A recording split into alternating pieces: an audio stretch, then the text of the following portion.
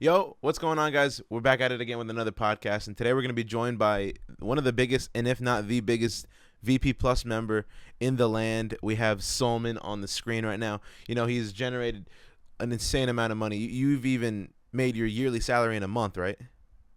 Yeah, that's right. In a month, maybe in 10 days. In 10 days. It's Okay.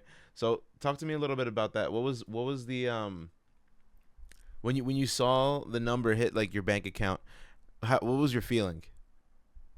well, I can't express it in the words. Like it was crazy, and there was a point like bank was freezing my accounts because there was too much money rolling in, and yeah, that was crazy. So yeah, I can't express it in words, as I said. Let's start with your background, bro. Tell me a little bit about yourself and how did you get started in video editing? So yeah, sure. So my name is Suleman. I'm 17. Soon will be 18, and I'm doing video editing, I would say from 12 months now. I was before joining VP in March. I joined VP Plus in March 27. Before that, I was offering my services on Upwork.com.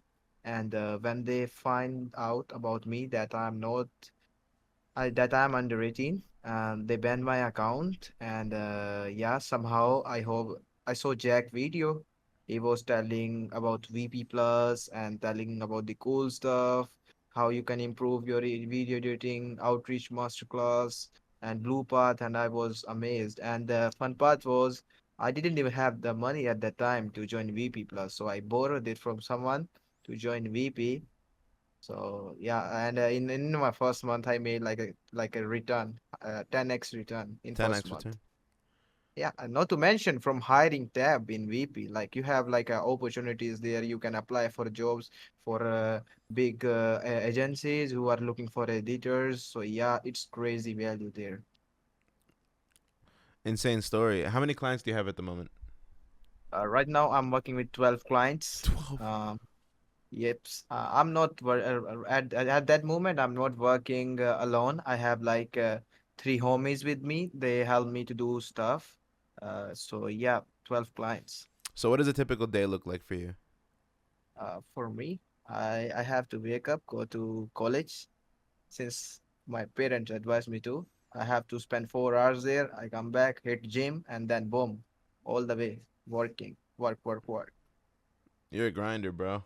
You're a grinder. So, how do you stay in like a creative space while working with tight deadlines and going to school at the same time? Well, it depends. Like for me, I like if I'm working for an hour, I must after an hour I need to take at least 20-minute break just to touch grass. It's like so I don't get burnout. So if I'm missing deadline, I'll just simply post a job opportunity in UAP and hire an editor, and they will do a job for me. So yeah, that's how I handle deadlines because right now I can't be missing deadlines, man. No, you're going to school for 4 hours and you got home. You got 12 clients you got to serve. That's insane. That's Yep. insane. So, Yep. for you? What was the best way you found clients? Did you find them on Twitter, cold email? Did you have them come to Well, you? I would say my first client, it was from VP Plus. Inside it, it was Mitchell. He's our outreach guy. He reached out to me. I worked for him for first. Like we made my $500 from there. Then again, from hiring tab, uh, I closed like $3,000 clients from there. And um, then I go to Blue Path, and I don't do outreach, guys. Like I get all of my clients from Blue Path, and not to mention my account got banned now, but I made enough clients, so I don't need it anymore. Your Twitter account got banned? Yeah, so I created a new one and already got hit like 200 followers in like 3 weeks. Why So did it get it's banned? well, it is because of mass report. I don't know who did it. One of my posts got viral and it was getting hate. So I think that was the reason. Hey, they hate successful people. No, don't worry about that. Um, are there any non-video editing skills that helped you through like the whole success? So like, is video editing just your main skill, or do you have like, is your business skill up there with the video editing skill? Well, Mojo, here's where the things get complex. Like most of the people think, if you want to be successful, you need to be as smart as man alive. All you gotta do is just a man who don't give up. Just keep doing consistency. Like if you have the skill of consistency, you can do anything, like anything for me. And not to mention, guys. Cons- and if you are posting consistent and especially don't overcomplicate anything, like talk with your client like a human being. Don't try to be sales. Hey, I will get you 300 million views in 3 weeks. No, that won't work. Believe me, I did this and probably failed. Like, so that was like, just be frank. So what does a typical offer look like for you? Back then, For back then. me Yeah, back then. back then. Yeah, so for me, I was like clear, since I had a one-on-one call with Jack. He told me, just don't get confused when somebody asks for price. Don't say like he might pay more or he might pay less. Just give him offer. So on that day, I decided I will charge $30 per minute for each edited minute. Since my client was like business owners, so yeah, that how I offered my structure and get this thing rolling. So what gives you the edge over your competition?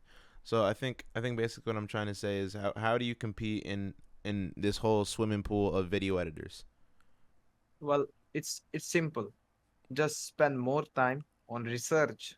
Like if you're having a call with client, just go and research like what he do, how much followers he have, will he able to pay you, how much you're gonna pitch him, and a piece of advice, never ever like give them your price on a first call.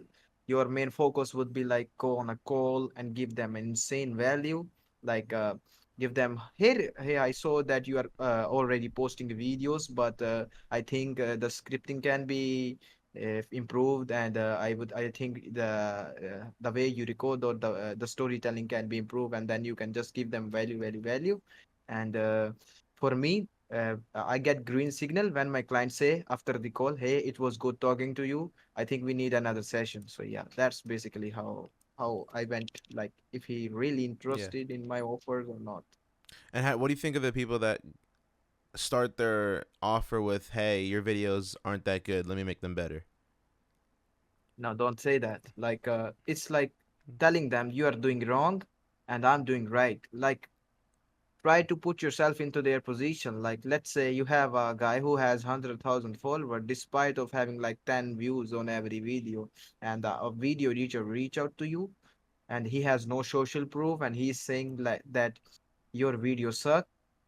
He probably think like you are one of the haters. So rather than saying that, just give them value. Hey, so I was watching your videos, I think that can be improved, so I took a time in the morning and I re-edited it. Let me know what you think. And then just to put a cherry on top, just say I help my client to get 10 million views or maybe whatever your social proof are, and it will get the job done. And to be frank with you, I in my whole life I write only 4 cold email and go to respond 3 of them, so it's 90%. Now, okay, now what? Now you just said that you have to show social proof. What if someone has no track record or social proof? What if someone's just starting out? What would your advice be to them? Well, it's simple. Just try to play smart. So if you don't have social proof, just go to YouTube. Try to find video editor, like try to find your ideal client you would like to work with. Like it would be like not the biggest in your niche, but the guy which has some followers. So then you gotta do is just edit their video, and since you have edited it, re-edited it, not edit, re-edited it, and add them to your portfolio. Don't say that you work with him. You say, I edited this video. So it's like a 50-50. They will think that you have worked with them and you are saying that you have edited for them. These two are different terms. So that's how I played when I didn't have this social proof. And then through that, you can just keep posting on Twitter. I re-edited this. I re-edited this, and then you have a portfolio built up. And then someone wants to work with you, and then it's just that one video that you can get in your portfolio. They're like, "Hey, I actually worked with this guy and edited this guy video." Yeah, Now, exactly. you mentioned one of your clients had a email campaign that you scaled, right? Yep, exactly. Non-profit organization owner. He was looking forward to post content on Twitter, on YouTube, a video form content, and also on Instagram. So what we basically did to build his email list is just simple. Just give them a value, and let's say that that thing going on Instagram and on Twitter. Just comment the word Mojo, and I'll send you the free Yeah. PDF, like something like. So what it will do? We have built the funnel. Whenever you send them a DM with the link, they will click. In order to get that PDF, they have to just submit their email, and boom. All you gotta do is just get one video with a million views, and you will get 17,000 subscribers. It's simple. Now, what was your aha moment like when you were designing? Obviously, you said you only sent 4 offers in your life, right? Yeah, exactly. So I don't know if this like question can you can even answer this question, because normally when people design an offer for a client, the first one's usually the worst, and then the latest one is usually the best, right? So like, Well, I did have a hard moment. One of our guy, shout out to Garen, he posted a hiring job in VP Plus. So I went through it. I got interviewed, and the next client asked me this, like, why did I hire you? Um, like, I can just give my other editor to just do the stuff and improve this rather than paying you extra. So I was like blank. Oh God, what I have to say there. yeah. So I was stuck like, oh, maybe he's right. Like, why would he hire me? So on that point, I was like, that was the hardest point of my career. And then after repeating my mistakes, apologies for my dog, my bad. No, you're fine. So, You're fine. so after repeating my mistakes, I came to know, like, in video editing, try to, if you wanna stand out, try to sell results, not service. And the day I found out this thing, I go like I skyrocketed my clients. It just that it. Now, what do you think of people raising price because of followers? Well, it depends. Like, I have two clients with me. One who has a really good bond with me. Another guy who's just messaging me when he need editing. So once you try to build, what I would say, on my personal opinion, try to build a personal relationship with your client, like giving them free value, or maybe just talk about their pain points, give them value.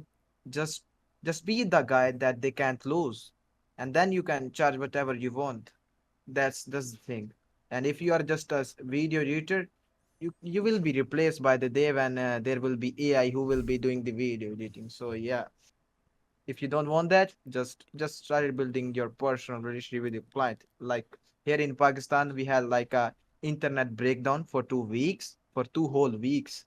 So if I was just a video editor, I would have lost my old clients.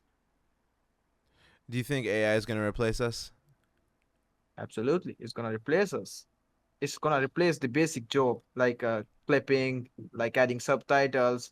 Let's take example. In 2016, on Fiverr, Upwork, and on other freelance platform, there was a guys who was just removing backgrounds for Amazon products. What would you think? What was those guys are doing right now in today's days? Of course, they are working on more technical skills. If you are just stick up with the Man Gadzi style, you're gonna be like replaced anytime soon. So be ready. Now, aren't you scared though? Because you just said that AI is replacing video editors. So aren't you scared of that happening? Of course, but like, I'm not scared, because I will. They will still need video teachers, because AI is soulless. Like, it doesn't have soul. You will be the one who will be using AI to edit videos. Like, if you are not learning AI, there will be a person who will be using AI who gonna replace you. Like, there will be person who gonna replace you, not the AI. So who it will be the person who is operating that software. So Because I you can asked just Jack that same question, and he said that absolutely zero chance that AI is replacing us. So you guys have different AI. opinions. Yeah, of course we have different opinions. I don't know, but that's my personal Yeah. preferences. Like my belief is, if AI is replacing you, AI will be there will be person who will be using that AI maybe software to make videos. So there will be a person. Like if we go back to 2000, there for drone shot there was a man, like cameraman on a helicopters, and then we involve we go drones, and who is operating drones now? A human. Yeah. So if you are getting replaced and you are not evolving, you are gonna get replaced. But if you are evolving, you're not gonna get replaced. It's just little complicated. Right. Okay. Solomon, where can they find you? It's like say all your social medias. I know you got banned on Twitter, so say your new Twitter so everyone can go follow that. Yeah, it's just go to Twitter and search Suleman content. I will be there. Just throw me a message if you wanna ask something. And do you I'm quite active on there. So yeah. do you do coaching calls too or no? Uh, no, no, I don't have time for that, bro. You know, it's just so weird. So why don't you outsource all that work? Well, here's the thing. Here's the one disadvantage is once you build your relationship with your client. My client literally says, Solomon, we want you and only you to edit our videos. And if someone else is editing those videos, they're gonna say, hey, you didn't edit this, you know. So yeah, it's just typical, but like you can still outsource the work. Like you can hire someone to do sound design, you can hire someone to do like clipping, like remove the dead spaces, or maybe doing the visuals, or you can handle the pacing. But yeah, it's just little weird. So with 12 clients, how many videos do you get a week? For a week, I would say I need to edit like 8 videos. Since I'm not doing that alone, I have like my team doing that for me. I'm just looking if they are doing it right or not, and maybe overdoing work. So right now, I just closed another client. Like it will be like it is my 12th client who has like 3 million subs on YouTube. So it's another win. Wow. Yeah, There you and you know go. what the best part? It's like a streamer. I never worked with any streamer. Like I work with business owner, but once you have your personal brand build up, people gonna reach out to you. Yeah, definitely. Solomon, this is a great chat. I appreciate you coming on the podcast, man, and everyone can find you at Solomon Content. And yeah, let's run his numbers up. Yeah, it Definitely. was So great talking to you guys. awesome.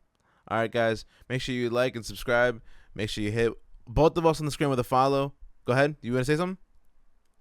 Yeah, just follow him, or I'm gonna come and ban your account. My I dog is watching you. I appreciate that. Your dog is going crazy. But anyway, guys, I hope you guys enjoyed this podcast. Peace out, everybody.